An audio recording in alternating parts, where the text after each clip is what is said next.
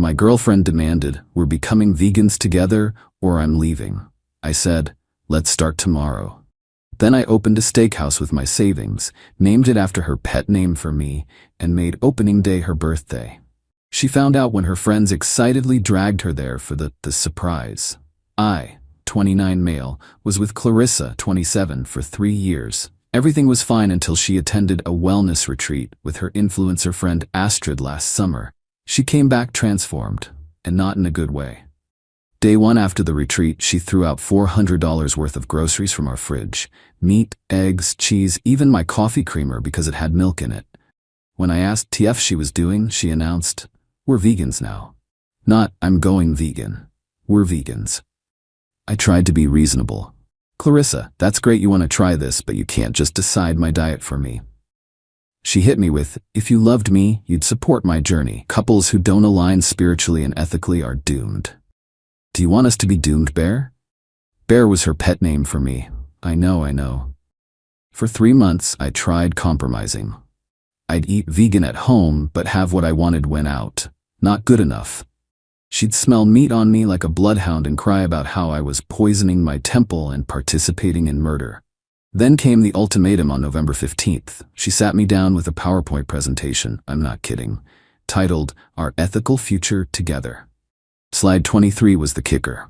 Michael must commit to full veganism by November 30th, or this relationship ends. I stared at her. "You're giving me 2 weeks to completely change my lifestyle, or you're leaving?" It's not an ultimatum, Bear. It's boundaries. Here's the thing. I'd been saving for 2 years to open a restaurant. Had $85,000 saved up, found the perfect spot, even had a name picked out. I was planning to tell Clarissa once everything was finalized. The lease was already signed, renovations were halfway done. The restaurant, a steakhouse called the Bear's Den. Yeah, I looked at her PowerPoint, at her smug face waiting for me to cave, and said, "You know what? You're right, let's start tomorrow." Her whole face lit up. She actually squealed and hugged me. "Really? Oh, Bear, I knew you'd understand. We're going to be so healthy and aligned." I smiled and hugged her back, already texting my contractor to speed up the timeline. The next 2 months were hilarious in hindsight. Clarissa made us matching Powered by Plants t-shirts. She signed us up for vegan cooking classes. She told everyone how I'd seen the light, and we were now an ethically aligned couple. Meanwhile, I was finalizing the menu with my chef, who thought the whole situation was comedy gold. Setting up suppliers for the finest cuts of meat in the state. Training staff on wine pairings for every steak. Planning the grand opening for January 28th, Clarissa's birthday. I kept up the act at home. Ate her quinoa bowls, smiled through her lectures about factory farming, even helped her film a TikTok about converting your carnivore boyfriend. She never suspected anything. I'd told her I was working overtime on a big project at work. She was too busy planning her birthday party to ask questions. 2 weeks before opening, I started the marketing campaign. Social media ads, local food bloggers, the works. The tagline? The Bear's Den, where carnivores come home. Clarissa's best friend Josie saw the ads first. She called Clarissa, screaming with excitement. "Oh my God, there's a new steakhouse opening on your birthday, and it's called the Bear's Den. Just like Michael's nickname. We have to go." Clarissa laughed it off. "That's funny, but we're vegans now. We'll go to that new plant-based place instead." But Josie wasn't having it. She'd already made reservations for 8 people. "Come on, it's your birthday. One night won't kill you. Besides, they probably have salads." January 28th arrived. I left early, telling Clarissa I had to handle something for her surprise. She assumed I was picking up her cake from the vegan bakery. Nope, I was at my restaurant, making sure everything was perfect for the 5 p.m. grand opening. At 4:45, I got the text from Josie. "ETA 15 minutes, she has no idea." At 5:02, I watched through the window as Josie's car pulled up. Clarissa got out looking annoyed, probably still protesting about coming to a steakhouse. Then she saw the sign. The Bear's Den, grand opening. She stopped, stared, then looked at the smaller sign underneath. Owner and head chef, Michael Bear Morrison. I'll never forget her face. The confusion, the realization, then the absolute rage. She stormed in just as I was cutting the ribbon for the photographer. "What the hell is this?" "Surprise, babe. Remember when you said we needed to align our ethics? Well, I realized you were right. I needed to be true to myself, and this is who I am. You? You opened a steakhouse? Not just any steakhouse, the best in town. Oh, and I've been working on this for 8 months. You know, back when you were still eating bacon. Her friends were losing it. Half were taking pictures, half were reading the menu. Josie ordered the tomahawk special before Clarissa could stop her. How could you? Clarissa screamed. We're vegans. No, you're vegan. You decided that for both of us. I just decided not to argue anymore. Update 1. Holy hell, this blew up. To answer the main questions, yes, this is real. No, we're not together anymore, obviously. Yes, the restaurant is doing amazing. So after the grand opening disaster, Clarissa went nuclear on social media. Posted a TikTok that went semi-viral, 50K views, about her narcissist ex who opened a murder palace on her birthday to spite her. The comments did not go the way she expected. Top comment with 8K likes. Girl, he owned a restaurant and you didn't know? Were you even in a relationship? She tried damage control with a follow-up video explaining how I'd manipulated and gaslit her by pretending to go vegan. Someone found her old, converting my carnivore boyfriend. TikTok and the comparison was not flattering for her. But here's where it gets wild. Astrid, the influencer friend who started all this, came to the restaurant yesterday. Ordered the ribeye. What? Turns out she's not even vegan. Never was. The wellness retreat was sponsored by a plant-based supplement company. She was paid $5,000 to promote veganism for 6 months. She's been eating meat the whole time, just not posting about it. Clarissa found out when another attendee from the retreat posted a story from a sushi restaurant, raw salmon roll in hand, tagged with Astrid. The meltdown was spectacular. Clarissa called me at 2 a.m. crying and screaming. You knew she was fake. I didn't know anything. I just knew I wasn't giving up ribeye because your friend got a sponsorship deal. This is all your fault. How is Astrid being a fraud my fault? Because if you'd just gone vegan with me, none of this would matter. Clarissa, she lied to you. Took your money for that retreat, convinced you to change your whole life, and was eating burgers the whole time. At least she didn't open a death restaurant. I hung up, but the entitlement didn't stop there. This morning I got a call from her mother, Diane. This woman had the audacity to demand I close my restaurant because it's hurting Clarissa's mental health. Your daughter tried to control my diet. I opened a business. These are not the same. She was trying to help you be healthier. By throwing away my food and threatening to leave me if I didn't comply within 2 weeks. She's sensitive. You know this. You should have just gone along with it. Diane, with all due respect, your daughter isn't sensitive. She's controlling. She threatened to leave bad Yelp reviews. I reminded her that fraudulent reviews are illegal, and I have lawyers now. The best part? 3 of Clarissa's friends from the birthday dinner have already come back. Josie brought a date last night and thanked me for finally standing up to her. Apparently, Clarissa has a history of this. In college, she demanded her entire friend group go gluten-free because she read an article. Before me, she tried to force an ex to quit his band because music venues were too tempting for infidelity. The friend group has been waiting for someone to finally tell her no. Update 2. Clarissa has lost her damn mind. First, she tried to organize a protest outside my restaurant. Posted in every vegan Facebook group in the area about the evil carnivore establishment that's destroying our planet. 7 people showed up. 3 were just there to see what the fuss was about and ended up coming inside for lunch.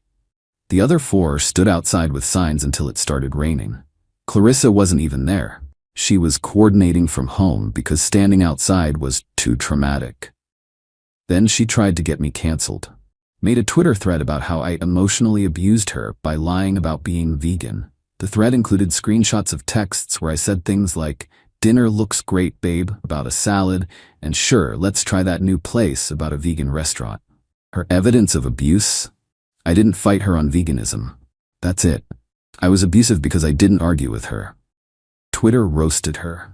Someone quote tweeted with, "Fellas, is it emotional abuse to eat salad?" It got 20K likes. But yesterday was the peak crazy. I'm at the restaurant doing inventory when one of my servers, Jerome, comes to find me. Boss, your ex is here with a camera crew?" I go out and there's Clarissa with two guys holding phones, filming her as she stands in my dining room announcing she's doing a live investigation of health code violations at the Bear's Den.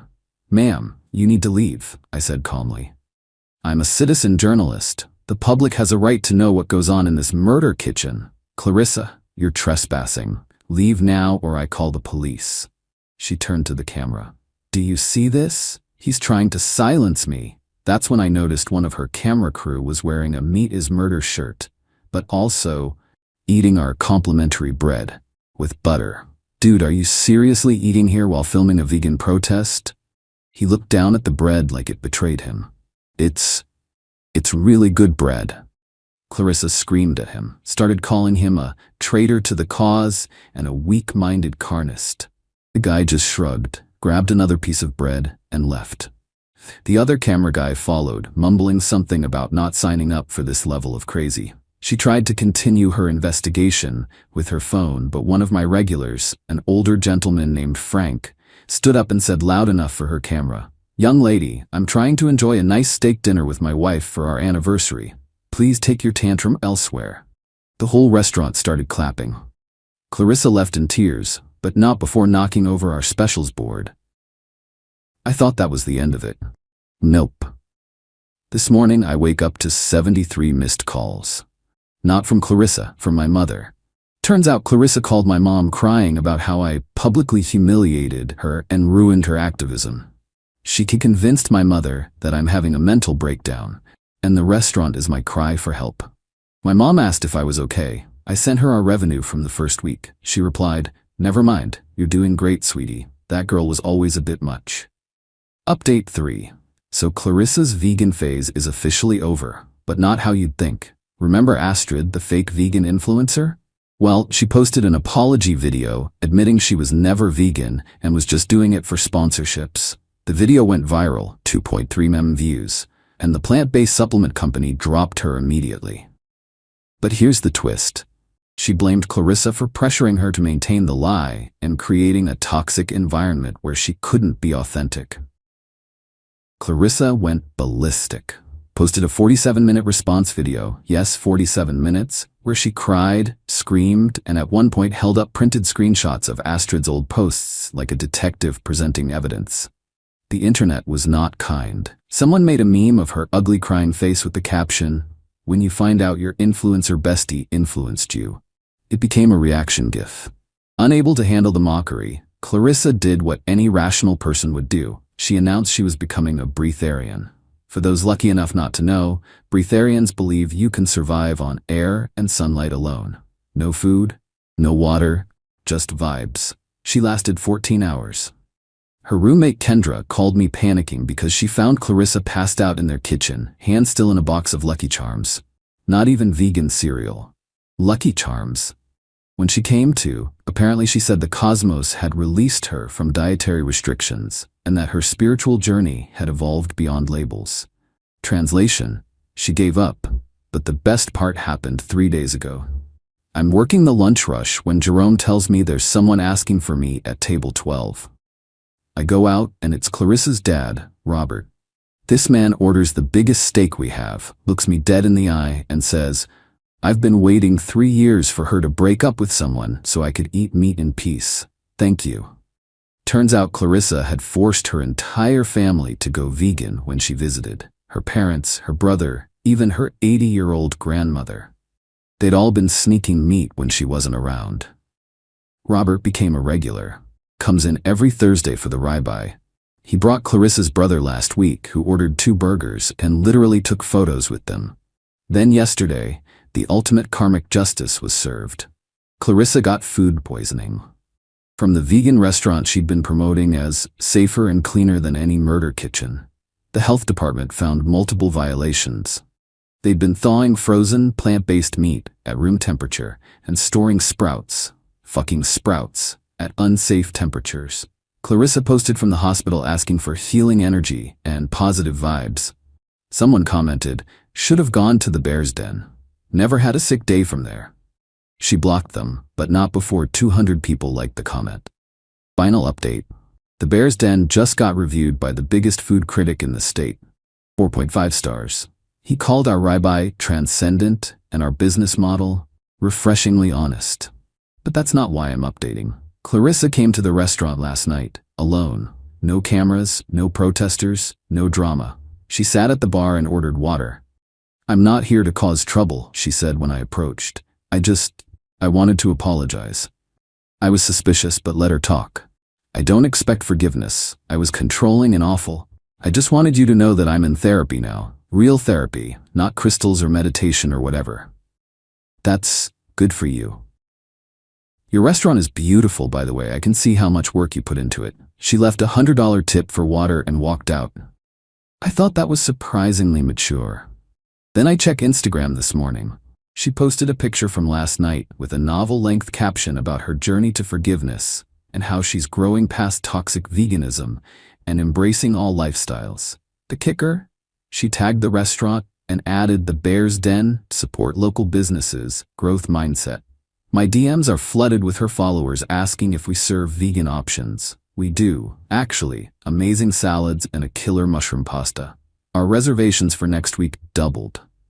She's using my restaurant for clout about her growth journey. I'm not even mad. Business is business. But the real final update? Josie, Clarissa's friend who made the birthday reservation, and I have been dating for 2 weeks. She finds the whole situation hilarious and brings her friends in constantly.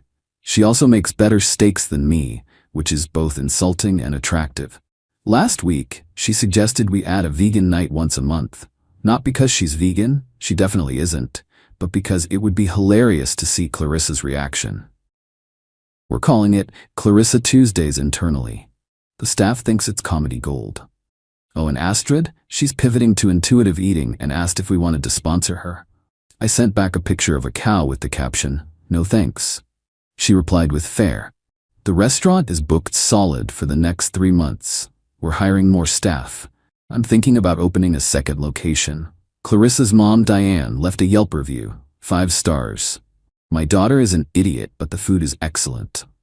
Robert comes in every Thursday without fail. He's got a reserved table now. Brought his poker buddies last week and they spent $500 on steaks and whiskey. And Clarissa? Last I heard, she's dating a guy who owns a barbecue food truck. The universe has a sense of humor.